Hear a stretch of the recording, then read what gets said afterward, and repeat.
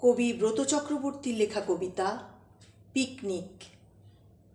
রুটিতে jelly মাখাতে মাখাতে যে মেয়েটি হাসিতে উচ্ছ্বসিত, গত বছর সে তার একমাত্র সন্তানকে নদীতে হারিয়েছে।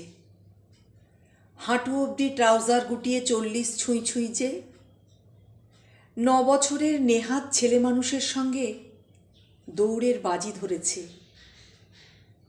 গত মাসে মৃত্যু প্রথমবার তার বুকের বাঁ দিকে ধাক্কা দিয়ে গেছে।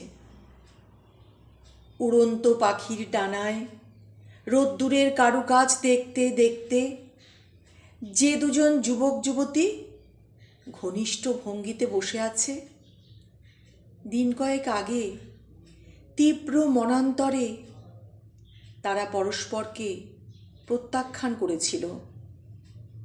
রেকর্ড প্লেয়ারে নজরুল চাপিয়ে চওড়া কপালের যে মানুষটি স্মিত মুখে খবরের কাগজে ঝুঁকেছে, গতকাল সকালে সে মাছের বাজারে দরাদরি করার সময় খুব উত্তেজিত হয়ে পড়েছিল।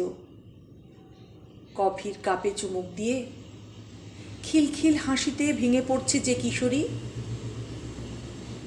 বিশ্বাস করা শক্ত। মাত্র কিছুদিন আগে এক দুর্গেয় কারণে সে চেষ্টা করেছিল আত্মঘাতী হতে।